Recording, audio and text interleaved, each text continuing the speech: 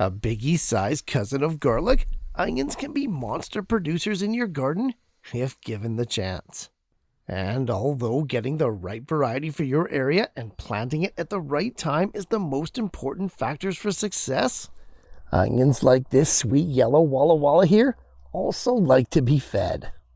Whether you grow your onions from direct seeding, onion sets, or pre-started plugs, this is one crop where just a few applications of fertilizer can make all the difference.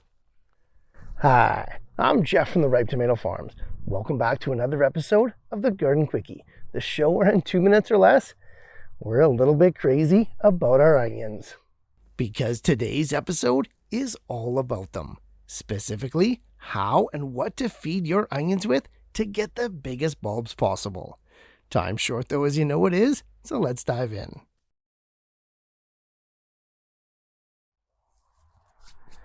Although related to this garlic here, onions are not considered to be as heavy of feeders. This despite the bulbs growing to nearly 4 to 5 times the size as that of the garlic. They do need supplemental fertilizer to reach their max size, just not as much. With bulbing onions, it's not really about how much you feed, it's more about what you feed with and when in the life cycle you do it.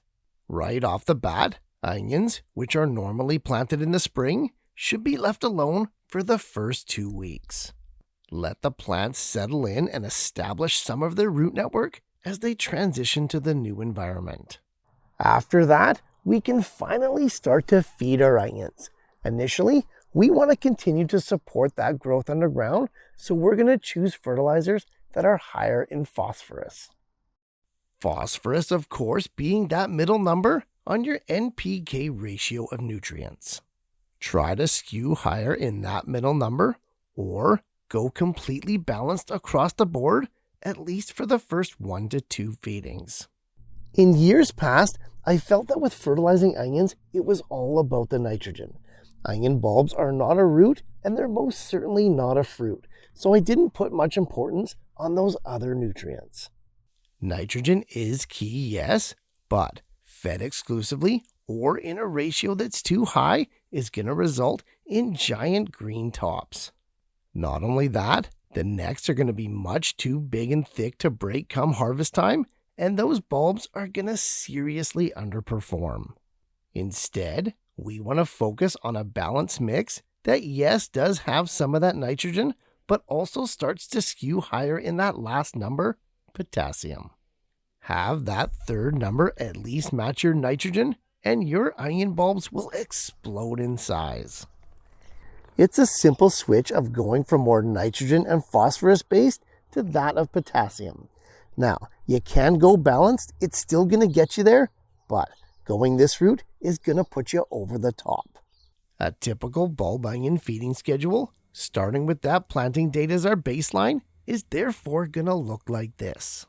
Starting 2 weeks after planting, use a phosphorus-based fertilizer to allow the plants to root and establish themselves. Apply one more feeding about 2 weeks later if you feel the plants need it. After that, switch to a nitrogen-focused fertilizer for 2 to 3 feedings spread about 2 weeks apart. Finally, for those last 1 to 2 feedings, we really need to hone in on that potassium. Again, about 2 weeks apart. 5, maybe 6 feedings in total. Onions are a 10 to 12 week crop after they're planted, and we need to stop feeding them about 3 to 4 weeks before the intended harvest. Once those bulbs crack the surface, they don't need any more nutrients from us. Which is great, because that'll allow us to sit back and check out more episodes of the Garden Quickie.